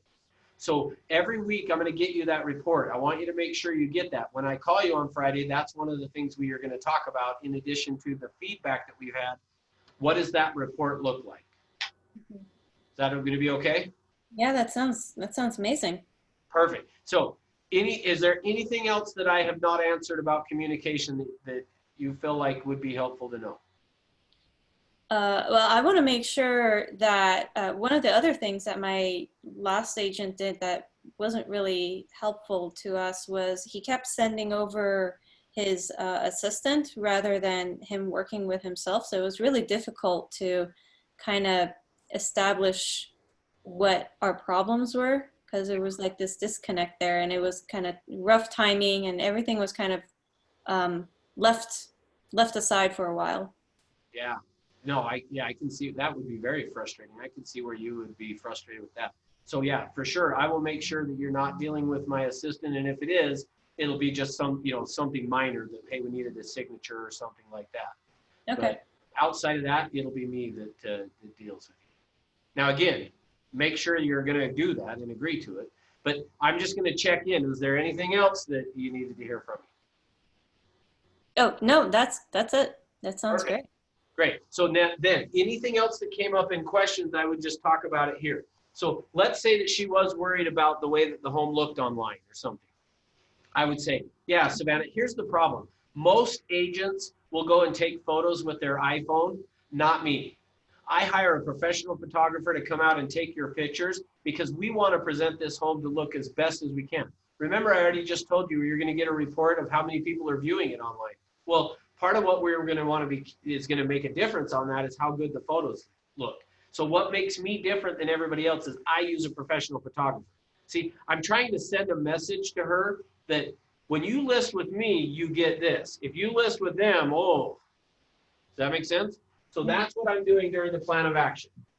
All right. Any questions on that section? Okay. Next then. So I'm going to draw a line here. But I'm going to actually come over here. Oh, I got to get all new markers. None of these are working very. Yeah, that's even worse. That was a true story, by the way. The agent and sending his assistants and stuff, and we had a property that was listed, and it sat there for 3 months, and it just kept dropping in price. over it. We lost so much money just because they weren't paying attention to it. Wow. So, Yeah. but yeah, that's a good way to solidify communication. Yeah, that's just, and then imagine if the agent had asked you that question. Hey, so, It would have been so much more better. right. Yeah, that's exactly right. Okay, now, so I've drawn a line across right here. So where we're at right now is we've done the needs, wants, and expectations, and we've done those separating myself, the marketing, what do I do to get a sold? The next piece then is the market, is price, okay? So number 5 up here is gonna be price. But what did I tell you guys over here? What did I tell you right here? Don't talk about it Until when? Until they until they decided that you're the agent they're going to work with. Till they've chosen me, I'm not gonna talk about price. So now, the reason I said I'm gonna draw a line across here is it's time to talk about price. So what do I gotta find out? If they're gonna work with you. Yeah, if they've chosen me. Now, so let me show you how I'm gonna do that. So before I go to number 5, I gotta figure out, have they chosen me? So watch so Savannah, we're gonna keep going if you're okay with that. Yeah, I'm fine. Okay, good. So here's what we're gonna do. So look, assume we've talked about everything and that any other concerns you had, I had done the same type of a thing. We talked about it. Here's what I'm gonna do. This is what you expect. This is how I'm gonna handle it. Sound good? Okay, so now it's time for us to talk price, but before I do that, so I'm gonna say, okay, so Savannah, do you have any other questions? Anything that I've not covered that you were worried about? No, I think you've done a pretty good job. Okay, perfect. Well, hey, let me ask you then real quick, on a scale of 1 to 10, 10 being, 100%, 0 being 0%, where are we at on a scale of 1 to 10 in terms of you and me being the agent to help you get your home sold? Yeah, I'd say about 100%. Okay, great. Then I'm going to talk about price. Now, what if she says, give me something else? Let's back up. On a scale of 1 to 10, where are we at? I'd say about 85% there, 85, 90% there. So we're about 85. What would have to happen for us to get to 100%? Actually wasn't prepared to answer that question, but I feel like there's just this uncertainty still there. I'm just not sure of, I'm a little nervous going into selling my home. Okay. Yeah, and you know what? If I were you, now this is where I go to the empathy that we talked about earlier in the week. Hey, if I were you, I would be nervous as well. Like most people, this is one of their biggest assets that they're dealing with. So that is totally understandable. So I want to make sure that you are comfortable in things with that. So, and then I would what else do we need to talk about? What is going to help you to not be so nervous? And then whatever I can come. So here's the point. Anything less than a 10, if I say on a scale of 1 to 10, where are we at? And anything less than a 10, I'm going to say, what do I have to do to get to that? Mm-hmm. Okay, go ahead, Jake. What if they say price? Okay, good. So let's do it. Role play it with me. So where are we at on a scale of 1 to 10, Jake? Oh, probably about a 9. About a 9. What would have to happen for us to be to 10? Just get the right price. Okay, so it sounds like if I understand correctly, if we can come to an agreement on price, you're good to list your home with me. Yeah. Okay, great. Then I'm going to talk about the price now. But what I'm looking for is what I'm trying to discover is, well, we've got another agent we're going to talk to first, or, well, you didn't answer this other question that we had. Like, that's like a last check-in of, have I covered everything? Is there any reason you wouldn't list the home with me? Because if there is, I want to be able to deal with it before I get to price. Okay. And if so, in that scenario, they said, well, we just want to know, the price of what you think our home would sell for. Okay, great. So if we can come to an agreement on that, would you say we would be at a 10? Jake? Yeah. Okay, great. Let's talk about it then. I have just one quick question. This would be the place, actually, trying to remember all the steps we covered. Wouldn't this be the place where they say, just not comfortable, thinking about if we could get a better price of the commission? So, well, we haven't talked to commission yet. Hmm. So if they bring up the commission now, Okay, bring it up. uh, So what, on a scale of 1 to 10, what would have to happen for me to get to be at a 10? we're about at a 9, so I just wondering what's going on with the commission price. If we could, get a lower. Well, we haven't even, so here's how I would answer. Well, we haven't even talked about the price. So typically I charge 10 and you just want it to be lower than that? Yeah, that would be. I'll do 9. I'm teasing, I'm joking. But Yeah. I would say, well, we haven't even talked about the commission yet, and actually we're gonna get to that in just a minute. But really, Savannah, unless you're comfortable with me, the commission actually just doesn't matter. So I guess I just wanna know if we can come to an agreement on commission, are you good with me? Yeah, I say, yeah, you've pretty much answered all of our questions. Perfect, then let's go ahead and talk about that then. So let's get into talking about the price of your home first, and then we'll get into the commission, okay? Okay. Perfect. And then I'm going to go into the next thing. So notice, I'm not telling the price. Now, and if they said, I really probably would do that, by the way. If they just said, well, we just wanted to see if we can get a lower commission from you. Yeah, sure. I usually charge 8%, so I'll do it for less. If you want me to do it at 7, I'll do that. All right, Sunshine said, I have another agent coming over later for an interview. Perfect. Can you unmute, Sunshine, and do that with me? Or Sure. no? Okay. Yeah, I'm here. So, Case, say it to me then. Everything's moving in the right direction, but honestly, I've got another agent coming over later. Actually, tomorrow morning, he's coming over for an interview. Oh, perfect. So you've got another agent coming over. Awesome. Hey, if I were you, I'd want to talk to a couple other agents as well. I think that's really smart on your part. So that's awesome. So they're coming over tomorrow morning, you said? Yes. Okay. What time does that appointment have? I've got it set for 9 a.m. 9. Okay. So let's do this then.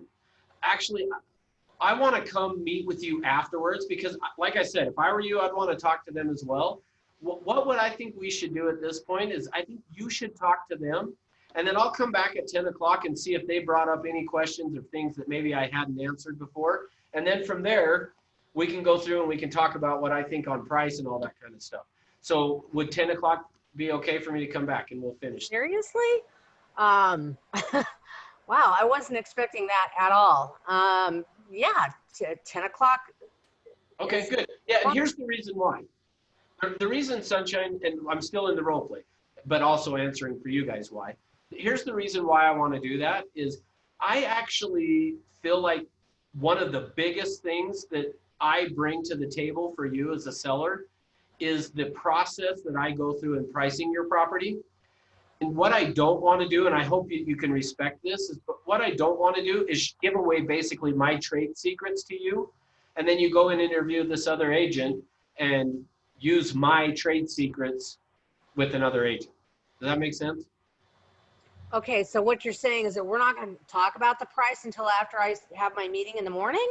Well, yeah, because and unless you're comfortable with me being your agent, then, I mean, does it really matter what I think your price is? Right. I smell what you're cooking. Okay. All right, I got it. Okay, so yeah, I'd just love to come back after 10 o'clock, see what questions they bring up, and then we'll go through it. Oh, Like- oops, sorry. You guys have to do it that way, by the way, if you don't want to. But for me, I really do feel like the way the things that I do in terms of helping them in terms of pricing on their house and stuff, I feel like I'm not going to give you away to what I think your price ought to be and what my commission's going to be until, like, if they, here's the thing, I'm going to try to get them to not go with that other agent. But if I can't, then I'm going to say, great, I'll come back later after them. Most agents will give them the price and all the information. And here's what I've learned. This is why I'm telling you guys this. What I have learned is the last person they meet with is who they're going to list with. I was gonna say next, it's gonna be the last in the door. Yep. I like to be the first and the last, meaning if I can be the first one in and they sign it with me, then I'm the last. But if I can't get them past that, I got to meet with another agent. I promised them. Great. Then just promise me that you'll meet with me after them. I want the same promise. Because if I can be the last one in the door, and especially if you guys do for sale by owners and stuff. So Dan, I know you're kind of doing that. When it comes to a for sale by owner, if you walk out the door without the contract signed, you run the risk of not getting it signed. That's why I'm going to say, I'm going to do everything I can to get them to sign it right then, especially a for sale by owner. If I can't though, if they just won't sign it, then at that point, I'm going to just say, great, but I'm not giving you the other information until, I'm not going to say it that way, but I'm not giving them the other information until I get to be the last one in the door. Make sense? All right, now that we've done that, now let's talk price. So on price, the first thing I'm going to do is macro, which is what I've written over here, is the big picture. And here's what that looks like, is I'm going to say, so Savannah, what's going on in the market today that you need to be aware of is we have very low inventory, which is great news for you as a seller. And as a result of that, we probably are going to be able to be a little bit more aggressive on price than we typically would be because the inventory is so low. But the flip side of that is there are still properties that don't sell. And what I mean by that is just sticking your property on the MLS is not going to get it sold. So part of what my job is to be an interpreter of the market for you. I'm going to keep an eye on what's going on in the market so that we know what we need to do in terms of marketing in your home and getting it sold. So I'm going to keep you updated on what's going on in the big picture. But the good news is homes are selling quickly and there's not a lot of inventory. Now, the next thing though is pricing and how that's going to affect you.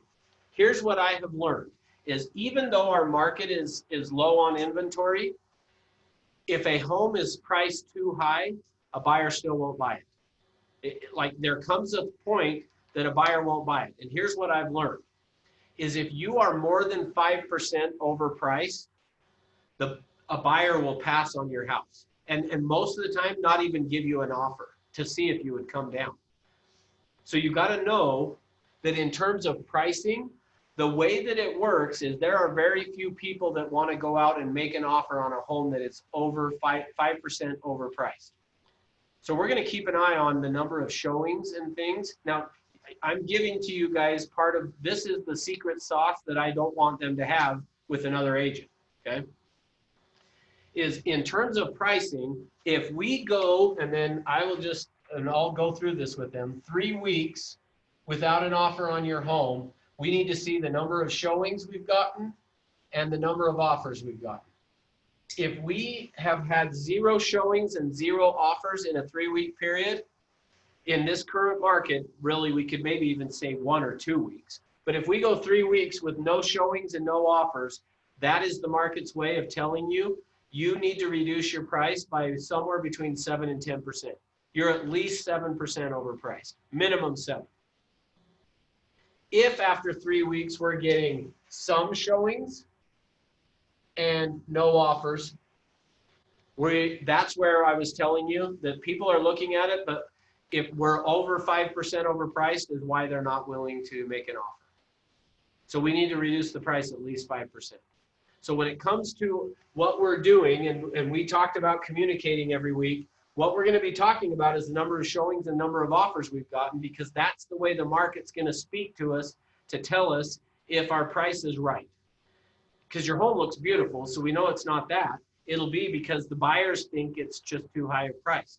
And unfortunately, you can't be the highest bidder on your house. I know you have a dollar figure in mind that you think your home is worth, Savannah, but unfortunately, we got to find somebody who is willing to match what you think your home is worth. And until we find that person, you get to keep your home. As long as you're the highest bidder on your home, you get to keep it, unfortunately. So if we want to sell it, we got to find actually the second highest bidder, because you might be the highest bidder right now. So hopefully that makes sense, but that's what we're going to keep an eye on in pricing. Because once we put it on the market, we're going to talk about price in just a minute here. But until then, you just got to know whatever price we decide on, we got to follow this pricing strategy to get the home sold, because that's the way that the market works. Do you have any questions on that, Savannah?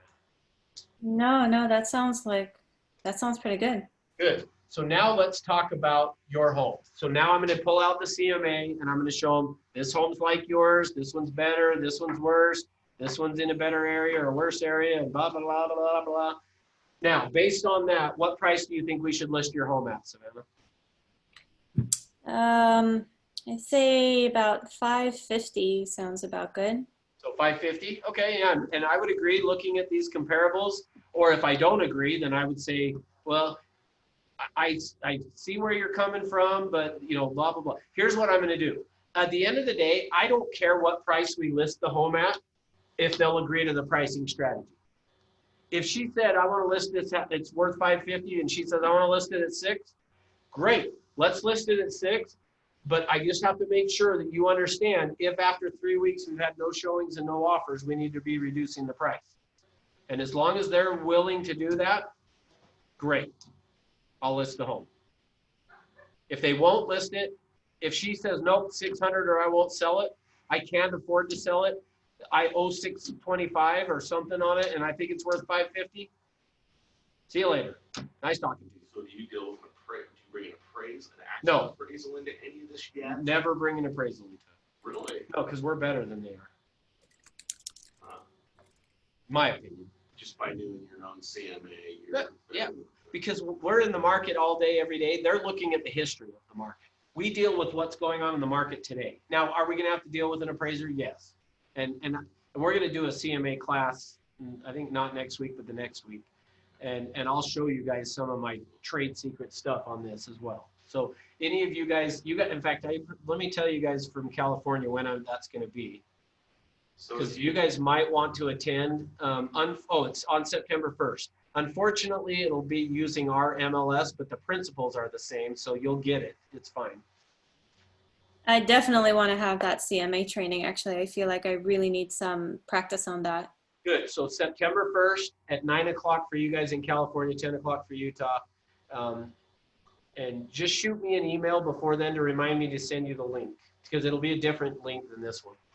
Well, so if they're wanting to price their home, obviously higher than either an appraisal or what your CMAs come in at, you wouldn't want them to do that, obviously. If they'll follow my pricing strategy, I don't really care. You'd even let them go higher, huh? Yep. Well, because eventually, if it does get appraised, obviously no one's going to give a loan on something that's Yeah. So, and that's what, in fact, way lower than what someone wants to buy it at. So yeah. And Jordan asked the question, are buyers required to use an appraiser? If they get a loan, yes. If they're doing a cash, no, they don't have to. So yeah, on this, I don't really care. I'll list it at any price they want to, as long as they'll follow my pricing strategy. Because if they'll follow the strategy, every 3 weeks, we're going to reduce the price to Mark themselves. will probably tell them It will in the tell end them. where they need to be at. Yep, you got it. All right. Did you decrease it again for the showing but no offers? Oh, yeah, so with no showings, no offers, you need to reduce between 7 and 10. Some showings, and I define some showings as 1 to 3 a week. If you're getting 1 to 3 showings a week, you need to reduce it between 5 and 7%.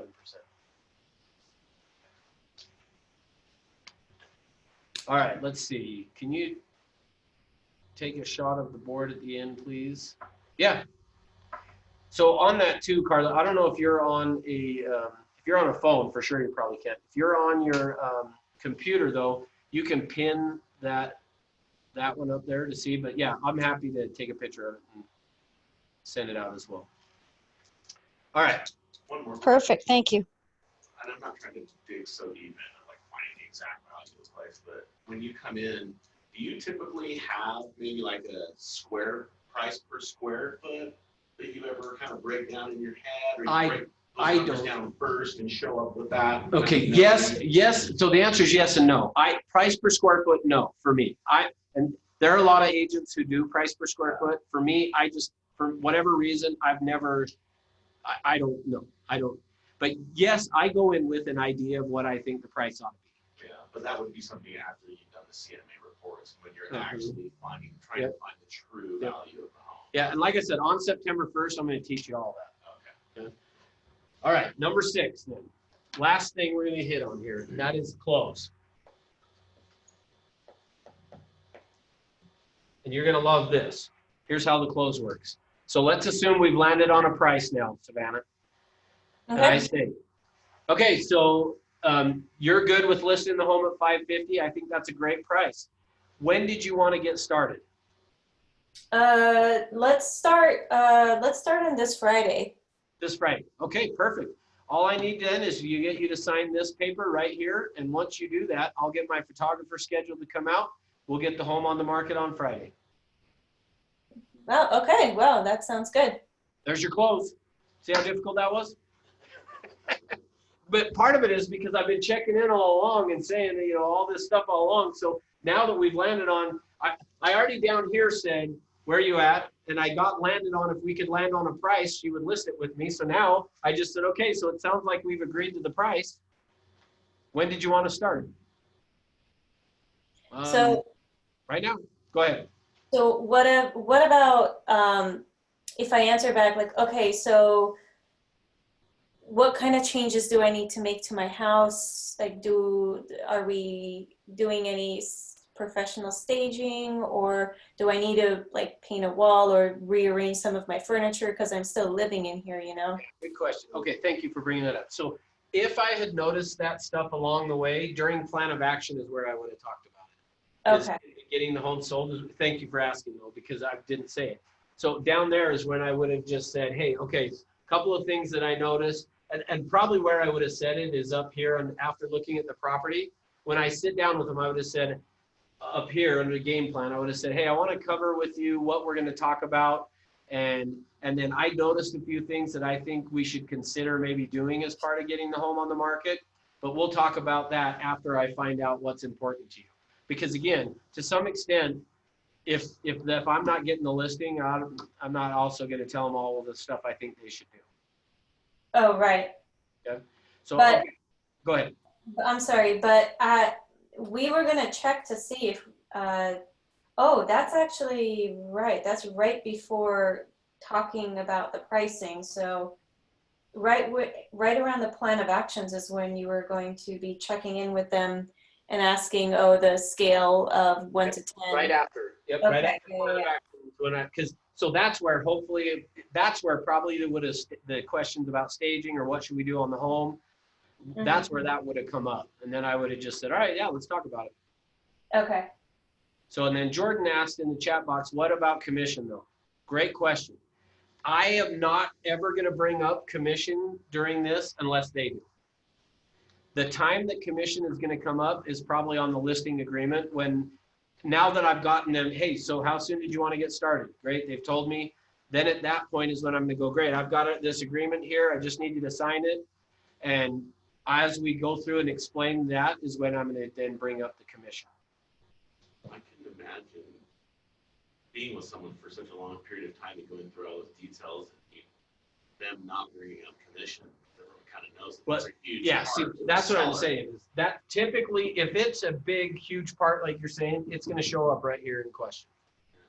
But I'm also not going to answer it necessarily. I'm going to ask a bunch of questions. Well, what commission would you want to charge? And how, you know, da. But the other way that I do it as well, Jordan, is really where I do it is before even, and as part of this CMA here, I'm going to give them a seller net sheet that shows them all the fees that are going to be involved in them selling the property.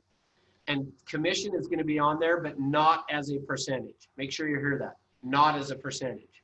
I'm going to put a dollar amount that the commission is. And the reason I do it as a dollar amount and not a percentage is because if I can get them to agree to, these are the charges that you're going to pay, title insurance, all that kind of stuff, then typically now when I go to the listing agreement and I say it's 7%, and they look at that and go 7%, and I'm going to say, well, yeah, that was the number. When I showed you the commission over here on the net sheet, that was the number. And I found usually they're like, oh, because I've already gotten them to agree to it before, even though it wasn't a percentage. So. Sorry, so you're saying it's more beneficial to put in a dollar amount than a percentage? Because I was told that it would have been more beneficial to put a percentage because usually like all those zeros and a dollar amount kind of puts them back a little bit. Yeah, I understand that. And I'm not saying I'm right, by the way. But I have just found by putting in a dollar amount, because I'm going through and showing them, you're going to have to pay off the mortgage and that's this much. And you're going to have to pay the title insurance and the escrow fee is going to be this. And then you're going to have the water and you're going to pay the home warranty. And you're going to pay, like it kind of just becomes a bunch of the numbers. All they really care about is the final number. How much am I getting? And as long as that number works, they usually are okay with all the rest of the numbers, is what I've found. So, I mean, however you want to do it, like I say, I get that point because you're right. Somebody looking at it and seeing $30,000 or whatever can sometimes be like, whoa, that's kind of a lot of money. But I've just found for me, and maybe it's just the way I present it, but I found I like better doing it as an actual number. Because as long as you're able to show them, based on that, here's the estimate of, you know, what it's going to cost. So whatever we sell your home for above that is how much you walk away with. I guess that kind of goes with our personal practice, and the more we do it, the more we see what benefits it gives. Yeah, I would say check it out and see what you think. But yeah, that's kind of what I have found is just for me personally, I've found I like using a number. I get the other side of it, of seeing a percentage, because then they're not necessarily, unless they're an analytical, they're not calculating exactly how much it is. But I also just feel like people need to know, and maybe where this comes from for me, Savannah, my first listing I ever did, I messed up on the net sheet and calculated some stuff wrong. And so when we got to the closing table and the clients saw how much they were walking away with, they were like, well, wait a minute. Like, I thought we were getting more. I thought we were going to have more than this. Like, and I just, because of that, I was like, I'm never doing that again. Like, I want them to know, here's kind of the dollar amount you need to plan on. So for me, that's where it's at. So see what you think, I guess. Try it both ways and see what you like. All right.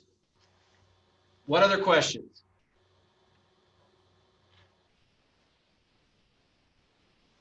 Okay, well, thanks for being here. It's been a great week. Hope you enjoyed it. Hope you got something good. Thanks, Russ. Appreciate it. So much, Russ. Thanks, Russ. Here's what I'm going to ask of you before you hang up, though, is this. As you start to have success, please let me hear about it, because that's the payday for me on this is, hey, I took what you taught in class and I did this and I got an appointment or I got a this or that. As that happens, please let me know, because that's the payday for me. So, Absolutely. okay. Thanks, guys. Have a good Thanks, one. Russ. See ya.